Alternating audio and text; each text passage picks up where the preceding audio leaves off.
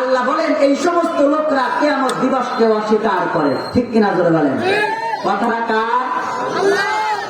আল্লাহ রাব্বুল আলামিন বলেন এই সমস্ত লোকদেরকে আপনি দেখেছেন যারা কিয়ামত দিবসকে অস্বীকার করে, যারা এতিমের গলায় ধাক্কা দেয়। এই এতিমের গলায় ধাক্কা দেয় যারা, এদের খাসলাত হলো আবু জাহেল মার্কা খাসলাত।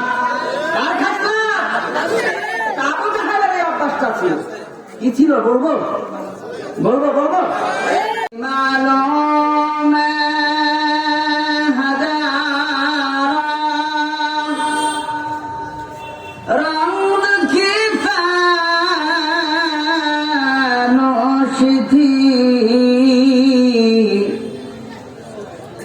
जिनकी मालूम हजारों रंग की फानोशी थी, जिनकी मालूम हजारों रंग की फानोशी थी,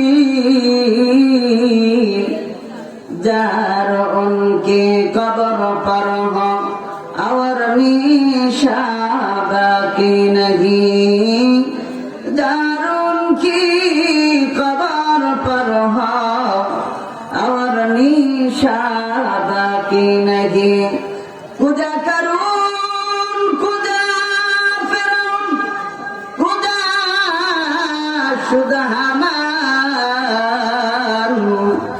कुजा शौकत शाह পূজা তখত সুলাইমান। এখন জাহাজ গাড়ি হাওয়ায় চলে কালেরই বিধান, বিনা কলে হাওয়ায় চলত হযরত সুলাইমান, মোরা তো সেই মুসলমান। আলহামদুলিল্লাহ সুম্মা আলহামদুলিল্লাহ। আমার সর্বপ্রথম সে রব্বে কারিমের দরবারে শুকর গুজার করছি, যে রব্বে কারিম এই ফিতনা ফাসাদের জামানায়, কম্পিউটারের যুগে, বিজ্ঞানিকের যুগে আল্লাহ তাআলা সমস্ত ঝাই ঝামেলা থেকে মুক্ত করে একটি বেহেশতের বাগানে আমাকে কিছু কথা বলার, আপনাদেরকে শোনার তৌফিক দান করছেন। সেই জন্য বলি আলহামদুলিল্লাহ। জবান খুলে বলেন না আলহামদুলিল্লাহ। জবান খুলে এই জন্যই বলার দরকার, কারণ এখন মানুষ শুধু গুনাহ নিয়ে প্রতিযোগিতা করছে। ঠিক কিনা বলে বলেন? শুধু গুনাহ, চতুর্দিকে গুনাহ শুধু ছড়িয়ে পড়ছে, আর মানুষ প্রতিযোগিতা সহকারে গুনাহ করছে। আল্লাহ তাআলার দয়া এবং মায়া মহব্বত ছাড়া বান্দা গুনাহ ছাড়তে পারে না। কি পারে না? ছাড়তে পারে না। কারণ দয়া এবং মায়া যদি থাকে, ওই বান্দা নামাজ পড়ার সুযোগ পায়। সুযোগ করে দেন কে? দয়া এবং মায়া মহব্বত ভালোবাসা যদি থাকে, আল্লাহ তাআলা ওই বান্দাকে নেকির কাজ করার সুযোগ করে দেয়। কে দেয়? আল্লাহ তাআলা দেয়। যদি দয়া এবং মায়া না থাকে, সে আল্লাহর রহমত থেকে দূরে থাকে, সে নেকির কাজ করার সুযোগ পায় না। যদি পাইতো তাহলে সর্বপ্রথম আবু জাহেল পাইতো, যদি কেউ পাইতো আবু লাহাব পাইতো, উতবা পাইতো, সাইবা পাইতো, নমরুদ পাইতো। কারণ এরা একবার নয়, হাজারবার রাসূলকে দেখেছে। ঠিক না ঠিক? ধরে বলেন ঠিক না ঠিক? হাজারবার রাসূলকে দেখেছে, দেখার পরেও ঈমান নসিব কেন? কারণ একটাই, তাদের সাথে আল্লাহর দয়া এবং মায়া মহব্বত ভালোবাসা ছিল। যদি থাকতো তাহলে অবশ্যই 100% তারা ইসলাম গ্রহণ করতে পারে। এই জন্য ভাইরা, যে রব্বে কারীম আমাকে আপনাকে সমস্ত ঝাই ঝামেলা থেকে মুক্ত করে আল্লাহ তাআলা একটি বেহেশতের বাগানে আসার সুযোগ করে দিয়েছেন, সেই জন্য ঈমানের আওয়াজকে উঁচু করে একই আওয়াজে উচ্চ স্বরে বলি আলহামদুলিল্লাহ। প্রধান অতিথি আসার আগ পর্যন্ত আমি কিছু কথা আপনাদের সামনে পেশ করব। বেজার হবেন না তো? উঠে যাবেন না তো? ইনশাআল্লাহ। আমি আপনাদের সামনে সূরাতুল মাউনের 3টি আয়াত তেলাওয়াত করেছি। কয় আয়াত? আওয়াজ দিয়ে বলেন। 3 আয়াত। এমন একটি সূরা তেলাওয়াত করেছি যেই সূরাটা আমাদের অনেকেই মুখস্থ, সূরাতুল মাউন। মাউন শব্দের শাব্দিক অর্থ হলো ক্ষুদ্র ক্ষুদ্র প্রয়োজনীয় জিনিস। ক্ষুদ্র ক্ষুদ্র প্রয়োজনীয় আসতে যারা ক্ষুদ্র ক্ষুদ্র প্রয়োজনীয় জিনিস দেওয়া থেকে অপরকে দেওয়া থেকে বিরত থাকে, এরা কিয়ামত দিবসকে অস্বীকার করে।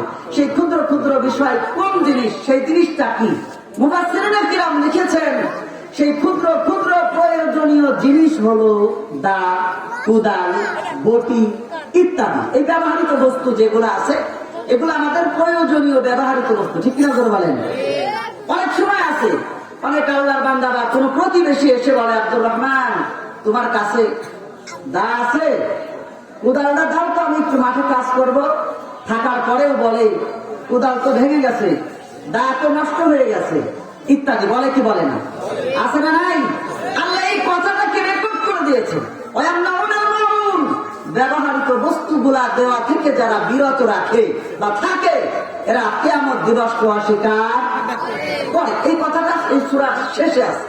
তো এই সূরার নাম সূরাতুল মাউন। কি নাম? 3টি আয়াত তেলাওয়াত করেছে। আল্লাহ রাব্বুল আলামিন বলেন, বিসমিল্লাহির রাহমানির রাহিম।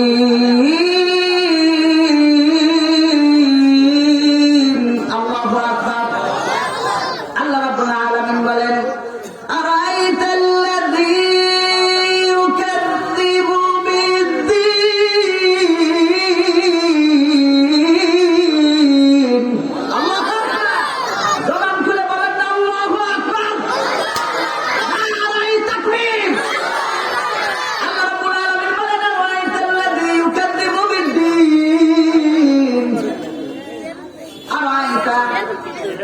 বলতেছেন আপনি কি দেখেছেন আল্লাযী ইউকাযযিবু বিদ্দীন, ওই সমস্ত লোককে যারা কিয়ামত দিবসকে অস্বীকার করে। তাকে অস্বীকার করে, কিয়ামত দিবসকে অস্বীকার করে।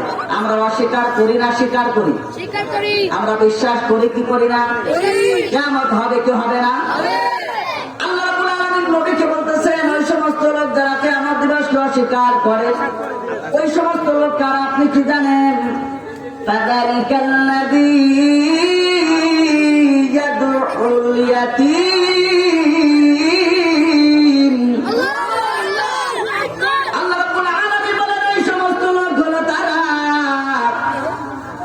এতিমের গলায় ধাক্কা দেয় যারা। জোরে বলেন কারা?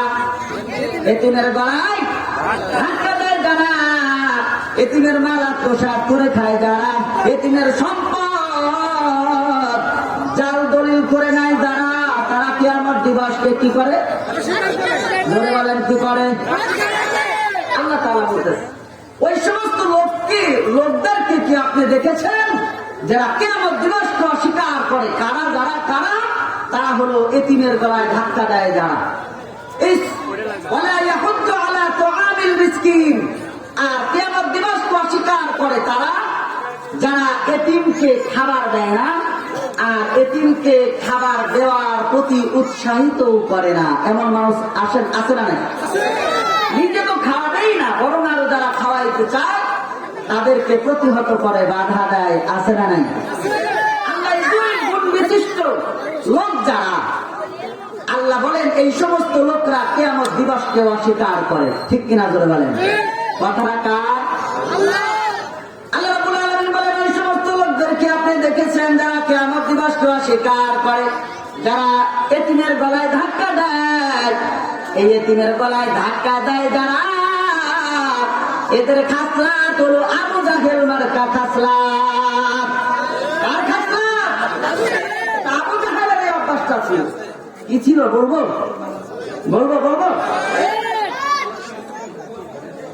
আবু জাহেলের অভ্যাস ছিল যখন কোন মুমূর্ষু ব্যক্তি, ধনাঢ্য ব্যক্তি মুমূর্ষু অবস্থায় পড়ে থাকত, এই আবু জাহেল দুষ্ট চরিত্রের অধিকারী তো, বড্ড খারাপ, পাপিষ্ঠ। বিশ্ব নবীকে মক্কা নগরে সবচাইতে যে বেশি কষ্ট দিয়েছে এই পাপিষ্ঠ আবু জাহেল। ঠিক কিনা ধরে বলে? এই কমান করার চরিত্র ছিল এমন, ধনাঢ্য ব্যক্তি মুমূর্ষু অবস্থায় যখন পড়তো, আবু জাহেল আদবের সাথে ভদ্র চিত্তে তার কাছে গিয়ে বসতো। বসে বলতো যে আপনি তো মারাই যাবেন, আপনার সম্পদ গুলো দেখাশোনা করবে কি? আপনার সন্তান গুলা ছোট, তো এই সন্তানগুলা আমার কাছে আমানত রেখে দেন, আর আপনার ধন সম্পদ গুলা আমার কাছে রেখে দেন, আমি দেখাশোনা করব। ওই ব্যক্তি যখন মারা যাইতো, মারা যাওয়ার পরে এতিম সন্তানেরা যখন আবু জাহেলের কাছে যাইতো আশ্রয় নিতে, নিষ্ঠুর পাষাণ পাপিষ্ঠ কাফের আবু জাহেল সে এতিমকে গলা ধাক্কা দিয়ে বের করে দিত। নাউজুবিল্লাহ বলেন। একদিন এক এতিম শিশু বিশ্ব নবীর কাছে গিয়ে বলে, হে আল্লাহর রাসূল, আবু জাহেলের কাছে আমার কিছু সম্পদ আছে, আবু জাহেল আমাকে দেয় না।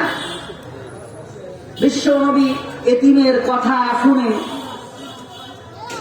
রাসূল সাল্লাল্লাহু আলাইহি ওয়াসাল্লাম কান্না করলেন, ব্যথিত হৃদয় নিয়ে আবু জাহেলের কাছে গেলেন। আবু জাহেলের কাছে গিয়ে বললেন, আবু জাহেল, এই এতিমের সম্পদ নাকি তোমার কাছে আছে, তো এই সম্পদ গুলা তাকে বুঝিয়ে দাও। আবু জাহেল সম্পদ দিতে অস্বীকার করল। নাউজুবিল্লাহ বলেন। অস্বীকার করল। যখন অস্বীকার করলো, বিশ্বনবী সাল্লাল্লাহু আলাইহি মুহাম্মদুর রাসূলুল্লাহ সাল্লাল্লাহু আলাইহি ওয়াসাল্লাম আবু জাহেলের কাছে তখন তিনি কিয়ামতের ভয়াবহতা, কিয়ামতের সেই বিস্ময়কর সেই ঘটনা তিনি তার সামনে তুলে ধরলেন। আবু জাহেল, কিয়ামতের সেই ভয়াবহ এমন হবে, এমন হবে, অতএব তুমি এই এতিমের সম্পদ বুঝাইয়া দাও। আবু জাহেল কপাল পোড়া হতবাক কি করলো, সে কিয়ামত দিবসের অস্তিত্বকে অস্বীকার করলো, যে কিয়ামত নাই, কিচ্ছু হবে না। নাউজুবিল্লাহ। বিশ্বনবী সাল্লাল্লাহু আলাইহি ওয়াসাল্লাম যখন এই কথা বললেন, আবু জাহেল ওই কথা শুনে যখন কিয়ামতকে অস্বীকার করলেন, কিয়ামতের অস্তিত্বকে অস্বীকার করলেন, বিশ্বনবী ব্যথিত হৃদয় নিয়ে বাড়িতে ফিরে আসলেন। আল্লাহ রাব্বুল আলামিন বিশ্বনবীর অন্তরের দিকে তাকায়া সূরাতুল মাউনের এই 3টি আয়াত নাযিল করে দিলেন। সুবহানাল্লাহ। আল্লাহ রাব্বুল আলামিন জানা দিলেন, আরাআইতা, নবী আপনি কি দেখেছেন, আল্লাযী ইউকাযযিবু বিদ্দীন, ওই সমস্ত লোককে যারা কিয়ামত দিবসকে অস্বীকার করে, কিয়ামত দিবসকে অস্বীকার করে কারা, ফাযালিকাল্লাযী ইয়াদউল ইয়াতীম, এতিমের গলায় ধাক্কা দেয় যারা। এই জন্য আমরা এতিমের গলায় ধাক্কা দেব না, এতিমকে আদর করব। ধরে বলেন কি করব? এতিমকে, এতিমের দেখাশোনার দায়িত্ব কার? আমাদের। আমাদের কার? কার? আমাদের। এতিম, এতিম, এতিম। এতিমের কষ্ট কেউ না বুঝলে বুঝতেন কে? বিশ্বনবী। কে বুঝতেন? ধরে বলেন। বিশ্বনবী বুঝতেন, কারণ তিনি এতিম ছিলেন। পিতার মৃত্যুর 6 মাস আগে, বিশ্বনবীর জন্মের 6 মাস আগে নবীজির পিতার ইন্তেকাল হয়ে গেল। পিতার কবরকে দেখতে যাইয়া মাকে হারায়া এতিম হয়ে গেল। আজকে এখানে কত আল্লাহর বান্দা আছো যারা বাড়ি থেকে মাহফিলে আসছো, মায়ের কাছ থেকে বিদায় নিতে পারো নাই, বাবার কাছ থেকে বিদায় নিতে পারো নাই। এখন আল্লাহর বান্দা এই প্যান্ডেলের মধ্যে আছে না নাই? আছে না? আছে। আর এখন মা বলার সুযোগ আর নাই, বাবা বাবা বলে ডাকার আর সুযোগ নাই। মা যে কত আপন, মা যে কত মহব্বত করে সন্তানকে। সন্তান অতক্ষণ পর্যন্ত বোঝে না যতক্ষণ পর্যন্ত বাবা মা ইন্তেকাল না করে। ঠিক কিনা? জোরে বলেন।